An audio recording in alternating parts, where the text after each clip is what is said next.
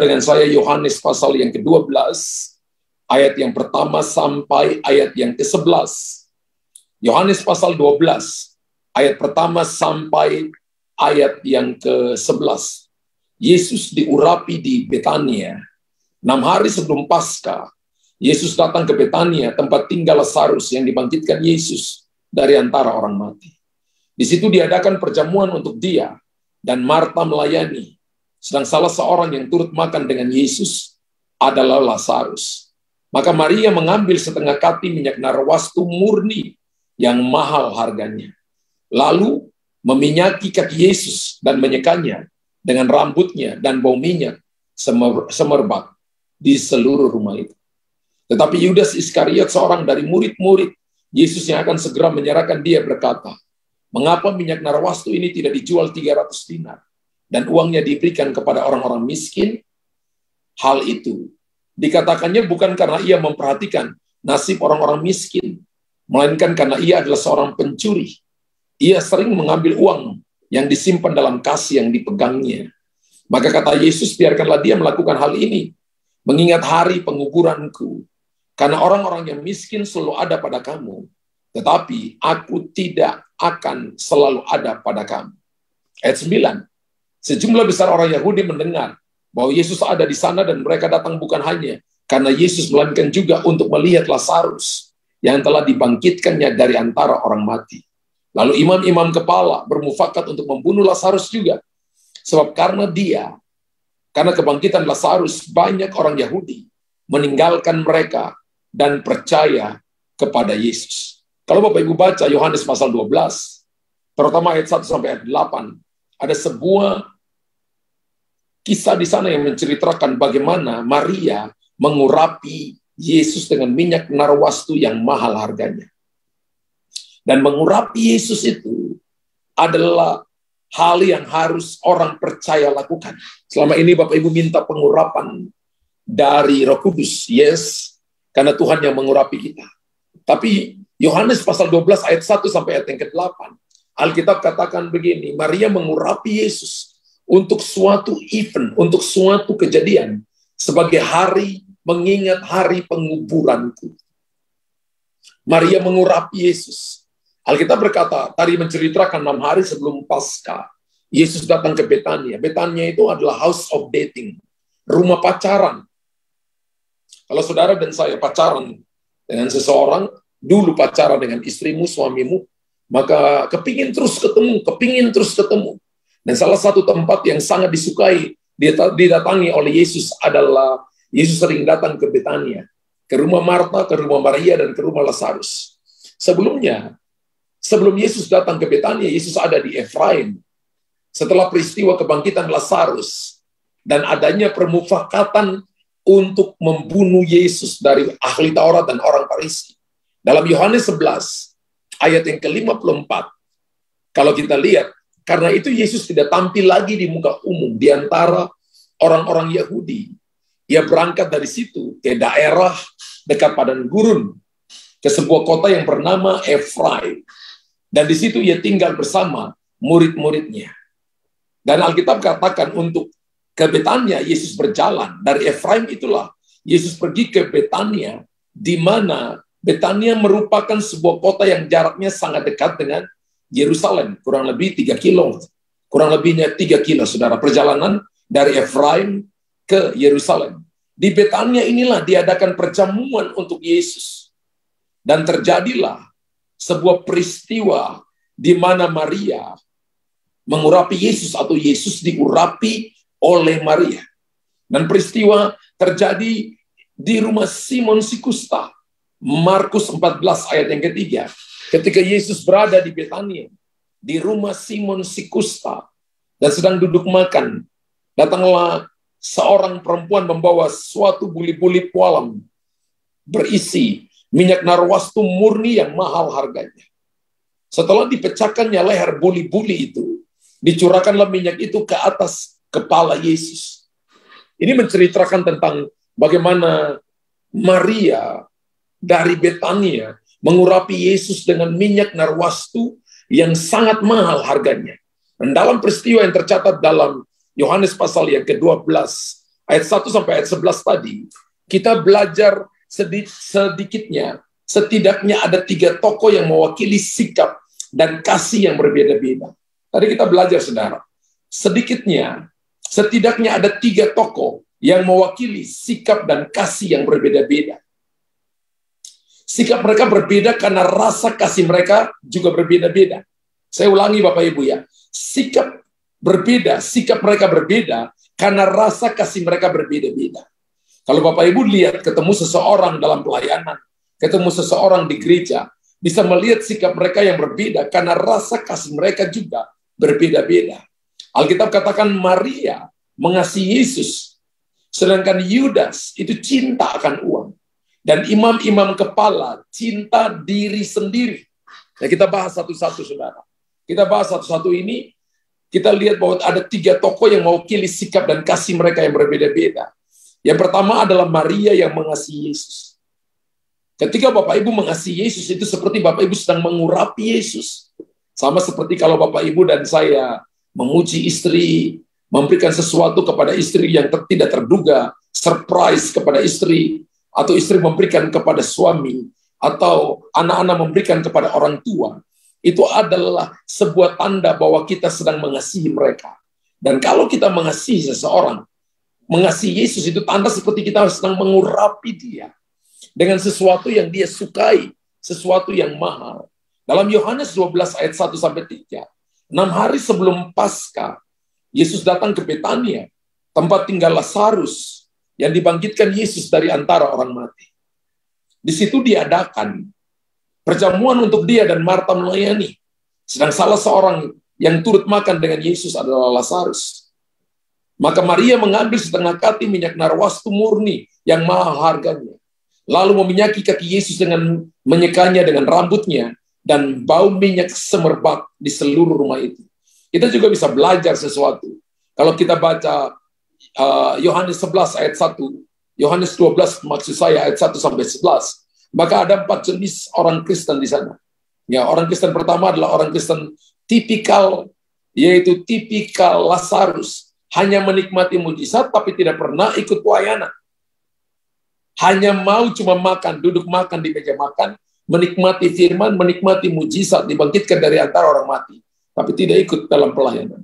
Yang kedua adalah ciri orang Kristen yang kedua adalah ciri orang Kristen Marta, sibuk pelayanan, tapi tidak datang dari kasih Tuhan, tidak melayani dari kasih Tuhan.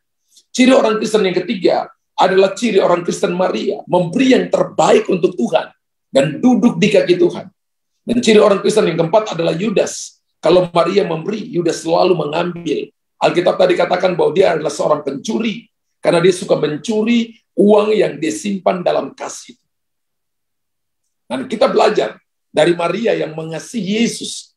Kasih kepada Yesus inilah yang menggerakkan hati Maria untuk melakukan pengurapan kepada Yesus. Karena itu tema hari ini adalah mengurapi Yesus. Karena kasih yang dari dalam hati Maria, maka dia mengurapi Yesus dengan minyak narwastu yang bila dihitung harganya, bila dihitung nilainya, sangat mahal harganya. Karena itu merupakan nilai atau upah kerja bagi seorang pekerja harian, upah 1 tahun, saudara. Orang Israel menghitung 1 tahun itu 300 hari. Dan ini upah harian 1 tahun. Alkitab katakan, beli minyak narwastu murni yang mahal harganya. Dan Maria memecahkan buli-bulinya dan mengurapi Yesus dengan itu. Saudara, mungkin itu mahal, tapi kalau tidak dari dalam hati yang mengasihi Tuhan, maka saya percaya itu nggak ada artinya. Tuhan bisa merasakan bahwa seseorang yang datang melayani dia karena kasih, karena cinta. Tuhan bisa merasakan bahwa orang yang itu datang melayani dia tidak dengan hitung-hitungan. Tidak mendasarinya karena ingin dipuji. Tidak mendasarinya karena ingin terkenal. Tapi datang melayani dia karena saking cintanya kepada Tuhan. Sehingga ia mau memberi yang terbaik untuk Tuhan. Satu waktu, salah satu teman saya berkata bahwa di tempat mereka itu sedang buat seminar tentang orang belajar untuk memberi, dan salah satu yang dibahas adalah tentang persembahan persepuluhan. Ada seminar 3 hari dan mereka undang seorang hamba Tuhan untuk mengajar mereka di sana. Terjadi begitu banyak perdebatan. Ketika dia ketemu dengan saya, dia katakan, pastor, saya nggak mau kasih perpuluhan. Saya nggak mau kasih perpuluhan. Saya katakan gini, kamu nggak kasih perpuluhan, Tuhan nggak marah. Dan kalau kamu permasalahkan perpuluhan, maka kamu nggak pernah beri lebih daripada 1/10. Kamu nggak beri pun, Tuhan sendiri nggak akan merasa kurang. Karena perpuluhan itu dikelola oleh gereja. Gereja butuh keuangan untuk pelayanan, untuk misi, untuk extending the kingdom. Tapi dari sisi Tuhan sendiri, Tuhan nggak pernah merasa kekurangan ketika kita nggak kasih perpuluhan. Kemudian dia diam. Sambil dalam mobil itu dia diam, dia nggak tanya-tanya lagi. Kalau orang nggak mengasihi Tuhan, maka mereka tidak akan pernah memberi lebih daripada itu. Minyak narwastu yang dituankan Maria itu setara dengan nilai setahun penuh upah kerja seseorang. Wow. Dia berikan kepada Yesus dengan mengurapi Yesus. Mengurapi kaki Yesus. Dan Alkitab berkata bahwa dia pakai rambutnya untuk mengenyekkannya.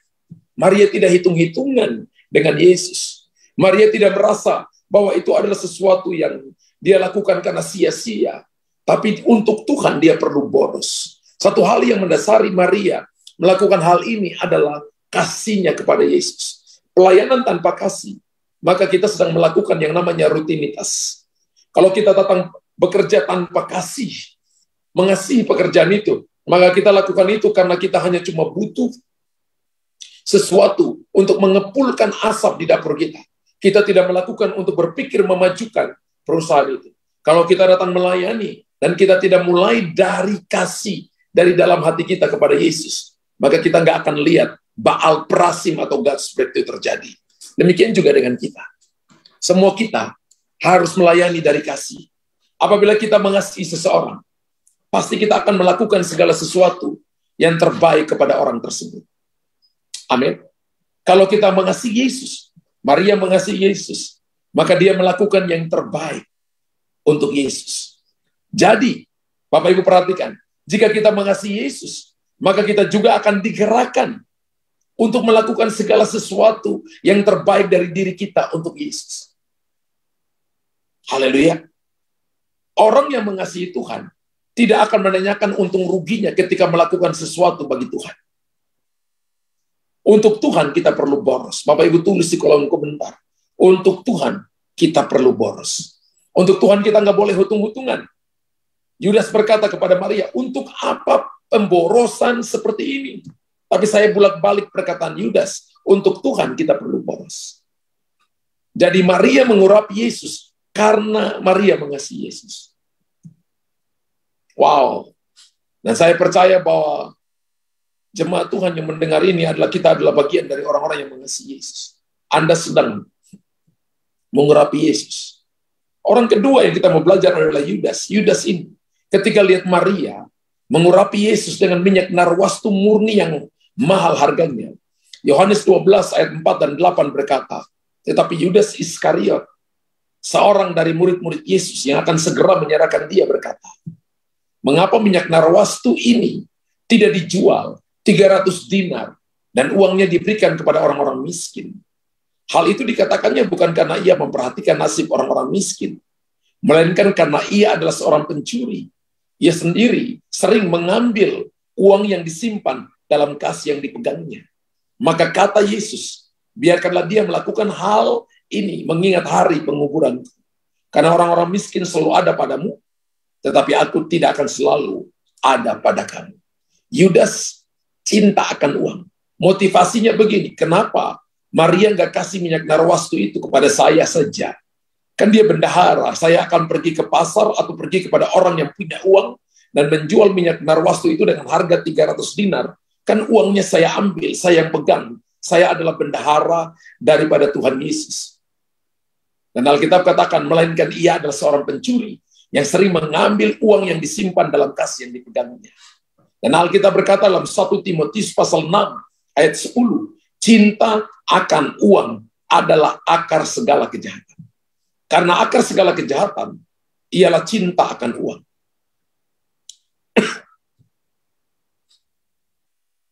Sebab oleh memburu uanglah, beberapa orang telah menyimpang dari iman dan menyiksa dirinya dengan berbagai-bagai duka. Bapak Ibu perhatikan baik-baik. Karena akar segala kejahatan ialah cinta akan uang. Yudas ini adalah orang yang cinta uang melebihi mencintai Tuhan. Saya percaya bahwa kita yang ada di sini adalah kita, bukan berarti kita nggak butuh uang. Kita butuh uang, tapi kita lebih mencintai Tuhan. Amin. Kita tidak mencintai uang lebih daripada mencintai Tuhan. Dan hal ini yang terjadi pada diri Yudas. Alkitab katakan tadi, Yudas menegur Maria yang melakukan pengurapan kepada Yesus dengan minyak narwastu yang mahal. Karena dia peduli dengan orang miskin. Tapi bukan karena dia peduli kepada orang miskin maksud saya. Tapi karena dia cinta akan uang. Pada ayat yang ke-6, Alkitab berkata dalam Yohanes 12 ayat yang ke-6 tadi, Yudas itu cinta akan uang.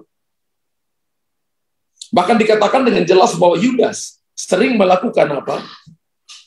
Hal itu dikatakan bukan karena ia memperhatikan nasib orang miskin, melainkan karena ia adalah seorang pencuri. Ia sering mengambil uang yang disimpan dalam kas yang dipegangnya. Bahkan dikatakan dengan jelas bahwa Yudas sering melakukan korupsi. Pada saat dia dipercaya untuk memegang uang, karena Yudas pada saat itu adalah salah satu murid Yesus yang dipercaya Yesus untuk jadi bendahara. Pikiran Yudas hanya uang, dan uang. Saya katakan bahwa semua kita butuh uang, tapi kita tidak boleh mencintai uang. Bahkan gereja butuh uang, tapi kita tidak boleh mengajarkan jemaat cinta akan uang. Amin. Pikiran Yudas hanya uang saja. Dan hal ini terlihat dari betapa cepatnya dia bisa menghitung. Yudas itu sangat cepat menghitung berapa harga minyak narwastu yang digunakan Maria untuk mengurapi Yesus, ayat yang ke-5. Minyak ini dapat dijual dengan harga 300 dinar. Wow, Yudas bisa hitung, saudara. Sifat seperti ini jugalah yang membawa Yudas sebagai seorang pengkhianat. Kalau Anda cinta akan uang, maka Anda bisa mengkhianati temanmu, mengkhianati istrimu, mengkhianati suamimu, mengkhianati orang tuamu, dan tadinya teman baik tiba-tiba bertengkar. Yang tadinya saudara dan saya, teman pelayanan tiba-tiba jadi bermusuhan dan sebagainya. Dia rela menjual Yesus yang adalah gurunya sendiri hanya demi uang. Bayangkan, orang yang cinta uang itu akan lakukan segala cara hanya untuk mementingkan dirinya sendiri. Bahkan Yudas itu rela menjual Yesus yang adalah gurunya sendiri, yang adalah Tuhannya sendiri, hanya untuk uang. Bagaimana dengan zaman sekarang ini? Di zaman sekarang ini, hal seperti ini bukan hal yang asing untuk kita dengar. Di zaman sekarang ini, jika kita melihat berita-berita kriminal, sebagian besar mereka melakukan kejahatan adalah demi uang. Karena itu saya perlu ingatkan kita semua termasuk Anda dan saya. Jika seorang sudah terbelenggu dengan uang dan memiliki sifat cinta akan uang, maka hal itu akan menimbulkan berbagai jenis kejahatan. Seperti yang dikatakan 1 Timotius 6 ayat 10, akar segala kejahatan adalah cinta akan uang. Tidak usah berbicara mengenai perampokan atau korupsi. 1 Timotius 6 ayat 10 berkata, menggambarkan bahwa orang yang cinta akan uang memiliki fokus bagaimana mengumpulkan uang sebanyak-banyaknya. Dia menghabiskan waktu, menghabiskan tenaga, menghabiskan energi dengan segala cara hanya untuk kumpulkan sebanyak-banyaknya. Siapa sih yang tidak mau jadi orang kaya raya? Siapa sih tidak mau punya uang banyak? Semua orang mau. Tapi kalau itu mengambil posisinya Tuhan, mencintai Tuhan, lebih daripada Anda dan saya, fokus kepada yang lain dan mencintai yang lain lebih daripada Tuhan, itu berbahaya bagi kita. Haleluya. Hal ini membawa seseorang menjadi kehilangan iman. Ketika kita fokus kepada yang lain melebihi Tuhan, mencintai uang lebih daripada Tuhan. Hal ini akan membawa orang itu, dia akan kehilangan arah, kehilangan iman, kehilangan kasih. Bahkan dia akan rela menyiksa dirinya hanya demi uang. Dan Alkitab berkata sikap Yudas sangat bertentangan dengan sikap Maria yang memiliki kasih kepada Yesus. Sehingga dia rela memberikan yang terbaik yang ada pada dirinya untuk Kristus. Maria memberi, tapi Yudas mengambil. Maria selalu memberi karena dari hatinya yang mengasihi, tapi Yudas hanya berpikir Bagaimana saya mengambil untung, mengambil sebanyak-banyaknya, menyimpan sebanyak-banyaknya, dan tidak pernah memberi sama sekali. Orang seperti Yudas ini sangat berbahaya. Padahal arti namanya itu bagus. Juda atau Yehuda, itu arti namanya adalah praise, pujian. Dan dia berasal dari suku Yehuda. Sama dengan Tuhan Yesus. Dan Tuhan Yesus percayakan dia menjadi bendahara, berarti itu orang yang dipercaya. Tapi ternyata dia tidak bisa dipercaya. Pikirannya selalu hanya tertuju untuk nanti, hanya untuk duit dan duit, duit, duit. Dan golongan yang ketiga yang kita belajar, kalau golongan pertama adalah Maria, yaitu mengasihi Yesus dari dalam hatinya. Kalau golongan dari Yudas adalah mencintai uang, lebih daripada mencintai Tuhan. Golongan yang ketiga, imam-imam kepala, mencintai diri sendiri. Yohanes pasal 12, ayat 9 sampai ayat 11 berkata, sejumlah besar orang Yahudi mendengar bahwa Yesus ada di sana, dan mereka datang, bukan hanya karena Yesus, melainkan juga untuk melihat Lazarus yang telah dibangkitkannya dari antara orang mati. Dan imam-imam kepala bermufakat untuk membunuh Lazarus juga. Sebab karena dia, banyak orang Yahudi meninggalkan mereka dan percaya kepada Yesus. Kalau Bapak Ibu lihat, dalam Yohanes 12 ayat 9 sampai ayat 11, maka ini sikap berikut ini adalah seperti yang dilakukan oleh para imam kepala. Begitu mendengar kabar mengenai Yesus, bahwa Yesus ada di Betania, yang notabene dekat dengan Yerusalem, yaitu kurang lebih Yerusalem Betania itu kurang lebih, kalau jalan kaki itu 3 kilo, saudara. Jaraknya itu 3 kilo. Ya, mereka dengan bersegera menuju ke sana dengan suatu maksud, yaitu membunuh Yesus dan juga membunuh Lazarus. Alasannya, karena gara-gara Lazarus dibangkitkan, banyak orang Yahudi yang mengikuti Yesus, lalu tidak lagi bersama-sama mereka. Karena alasan mereka ada pada ayat yang ke-11. Sebab karena Lazarus yang dibangkitkan dari antara orang mati, orang Yahudi meninggalkan mereka dan percaya kepada Yesus. Yohanes 12 ayat 11. Bahwa mereka membenci Lazarus, karena dengan peristiwa kebangkitan Lazarus itu, banyak orang yang berbalik percaya kepada mereka. Kalau banyak orang pindah dari satu gereja ke gereja yang lain, otomatis, saudara, itu akan terjadi yang namanya, orang akan pergi dan akan terjadi yang namanya defisit untuk satu gereja itu. Gereja itu akan penerimaannya akan semakin menurun. Karena itu orang Yahudi marah kepada Yesus dan juga marah kepada Lazarus. Mereka berharap Lazarus tidak perlu dibangkitkan. Berapa banyak itu yang terjadi hari-hari ini dalam gereja. Ketika orang dari satu gereja pergi ke gereja yang lain, maka gembala dengan gembala bertengkar. Iri hati ketika melihat gereja orang lain semakin besar, lalu kita mungkin semakin tidak berkembang mungkin, atau belum berkembang mungkin. Atau marah ketika ada jemaat kita yang pindah ke tempat gereja yang lain, kemudian kita mangkel satu yang lain.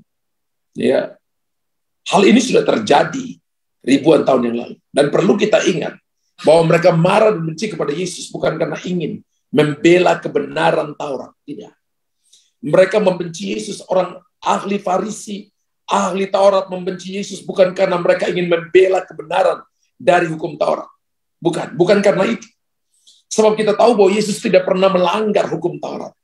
Ingat bahwa perjanjian baru ditulis di atas dasar perjanjian lama. Amin. Tapi Yesus datang untuk menggenapi hukum Taurat. Yesus tidak datang untuk menyingkirkan hukum Taurat, tapi Yesus datang menggenapi hukum Taurat. Tadi saya katakan bahwa Yesus datang, dia bukan ingin. Orang ahli Taurat datang, maksud saya, ahli Taurat orang Farisi datang. Bukan untuk membela kebenaran Taurat. Karena seandainya mereka ingin membela kebenaran Taurat, pasti mereka akan menerima seluruh pengajaran yang diajarkan oleh Yesus. Mereka pasti akan menerima mujizat yang Yesus lakukan dengan membangkitkan Lazarus dari antara orang mati.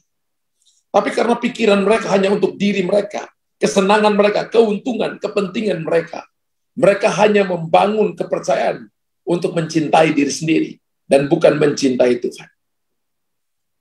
Wow, seandainya para imam kepala mau berpikir jernih, seandainya mereka mau menyelidiki kembali kitab Taurat, maka mereka akan menemukan bahwa Yesuslah yang dimaksudkan dalam kitab Taurat sebagai Mesaya atau Mesias.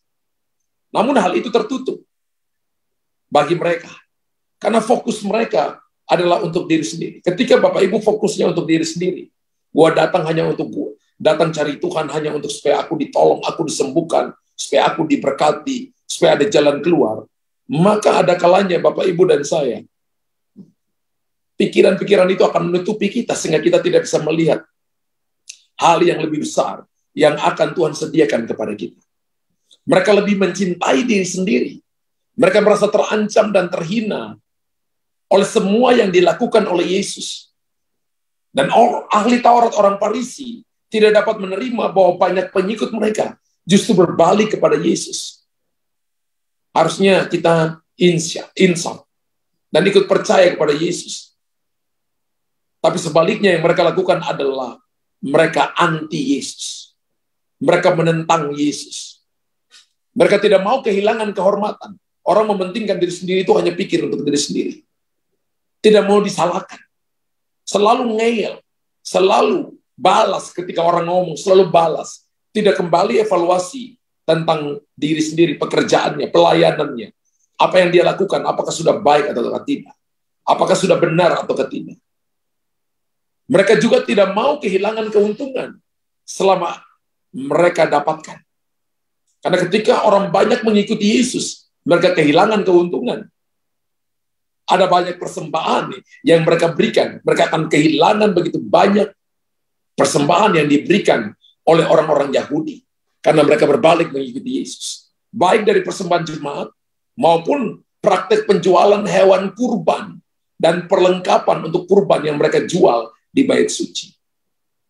Karena itu mereka datang mau bunuh Yesus dan mau bunuh juga Lazarus. Sekali lagi, ini merupakan sikap yang egois, yang hanya fokus kepada diri sendiri. Apakah Tuhan senang dengan cara ini?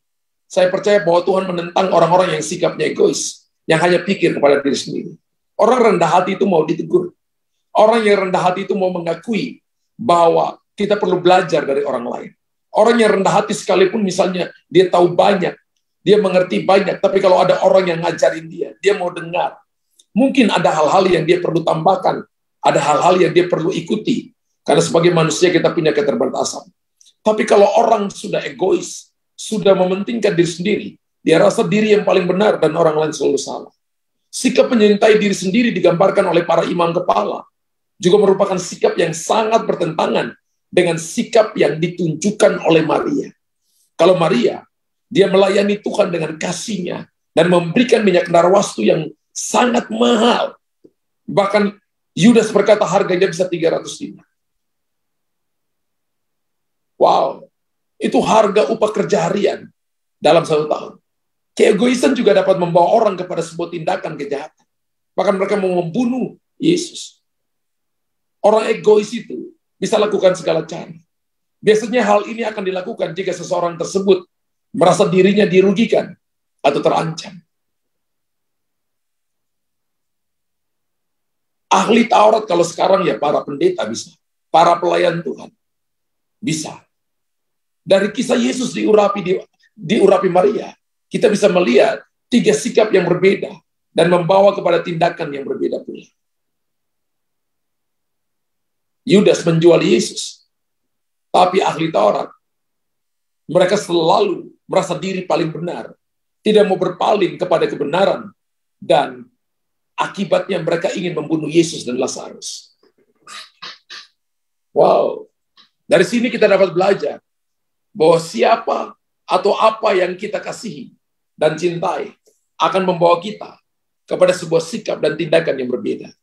Kalau Anda mencintai uang, mencintai diri sendiri, akan membawa sikap kita kepada hanya pikir diri kita sendiri, menghalalkan segala cara, pakai segala cara, hanya untuk menyenangkan diri sendiri. Tapi kalau kita mencintai Tuhan, selalu kita mau beri yang terbaik untuk Tuhan. Tidak hitung untung ruginya, tapi karena kita berikan untuk Tuhan. 1 tetes keringat yang Bapak Ibu berikan bagi Tuhan, akan dibalas berlipat kali ganda. Sejujurnya kalau kita mau jujur sampai mati, kita masih berhutang dengan Tuhan. Kita nggak bisa balas Bapak Ibu. Tapi kalau hari ini kita bisa melayani Dia, memberikan yang terbaik kepada Tuhan, itu satu anugerah. Bapak Ibu harus datang dengan ucapan syukur. Dengan Tuhan, jangan pernah hitung-hitungan. Dengan Tuhan, Bapak Ibu harus punya sikap yang baik. Seperti yang dikatakan oleh firman Tuhan tadi. Maria memberi minyak narwastu murni yang mahal harganya. Sebab apa yang kita kasihi dan cintai sebenarnya itulah yang menjadi fokus hidup kita. Dan arah dari segala tindakan kita. Kalau fokus hidup kita adalah Tuhan, kalau yang kita cintai adalah Tuhan, maka saya percaya bahwa dia menjadi arah, dia menjadi guidance. Seluruh hidup kita akan tertuju ke sana. Haleluya. Nanti kita akan melihat perkara-perkara hebat, perkara-perkara ajaib terjadi. Jadi kalau kita bilang kita mencintai Yesus, maka fokus dan arah tindakan kita semua untuk Yesus. Tapi jika kita mencintai hal-hal yang lain, maka fokus dan arah tindakan kita juga akan mengarah kepada hal-hal tersebut. Kita akan melakukan kejahatan, kita akan hanya berpikir untuk diri kita sendiri, ya. Karena tindakan kita juga akan mengarah kepada hal-hal tersebut, baik itu uang, baik itu diri sendiri, atau hal-hal yang lainnya. Dan saya percaya Tuhan mau dia diurapi dengan cinta, dengan kasih. Ketika Anda datang menyembah Tuhan, ketika Bapak Ibu datang, mungkin dikasih kesempatan untuk Anda dan saya dalam hal memberi. Anda sedang mengurapi Tuhan dengan kasih. Uang saudara, tenaga saudara, pemikiran saudara. Di dalamnya, infuskan kasih di dalamnya. Maka seperti kita sedang mengurapi Tuhan. Dan Anda akan melihat perkara-perkara hebat dan ajaib terjadi dalam hidup saudara. Tuhan memberkati saudara. Yang diberkati Tuhan, mari tulis di kolom komentar, saya sungguh amat diberkati Tuhan.